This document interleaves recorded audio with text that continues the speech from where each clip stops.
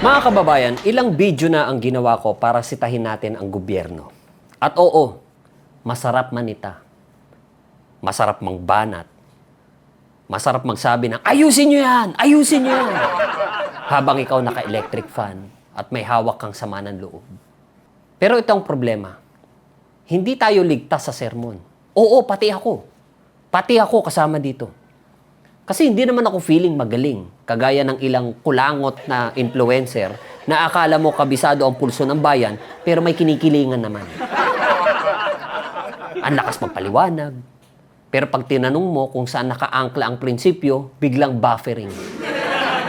Mahalaga ang parte nating mga Pilipino. Hindi pwedeng aasa lang tayo na may ibang samahan na magrarally para sa atin. Tapos makikisawsaw na lang tayo kapag viral na. At oo, ang dami dyan sa kalye. Ang daming yaw-yaw. Minsan ang gusto lang talaga gibain ng gobyerno. Kahit sino pa nakaupo. Yung iba nga dyan, lahat na yata ng presidente ayaw niya. Parang hobby niya ang magalit. Hindi na yan civic engagement. Subscription na yan sa permanenteng inis. Hindi ko sinasabing masama magprotesta. Kailangan yan. Importante yan. Pero gamitin natin ang boses natin ng may responsibilidad.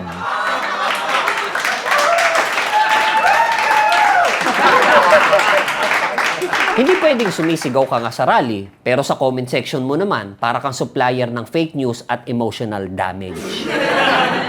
At eto pa, oo, may mga manok tayo, natural. May mga kandidato tayong gusto. May pinaniniwalaan tayong tao. Pero hindi ibig sabihin nun, buong laway mo, buong dangal mo, buong internet mo, iaalay mo na sa idol mo. Hindi ka na supporter niyan. Kulangot ka na sa ilong ng idol mo. Nakakapit ka lang. Kahit dapat pinupunasan ka na.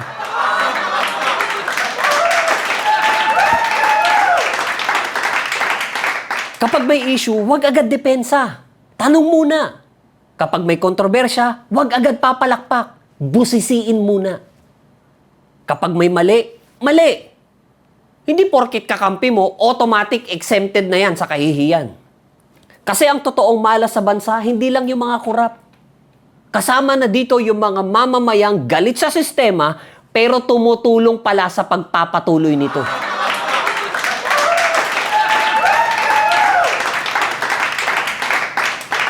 Nagagalit sa fake news, pero share naman ng share.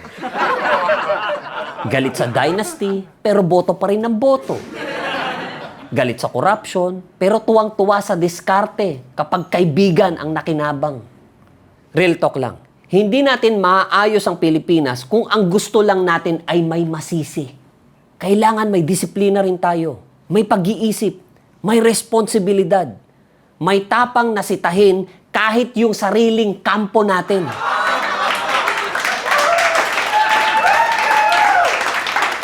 Kasi kung gusto natin ng matinong gobyerno, kailangan din ng gobyernong hinaharap ng matitinong mamamayan.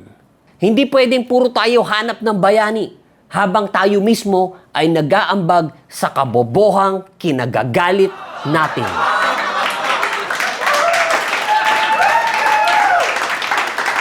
Ako si Jack Logan at ito ang Jack Logan Real Talks. Kung saan ang pagbabago, hindi lang hinihingi sa gobyerno, hinihingi rin sa sarili nating mga Pilipino. See you guys later.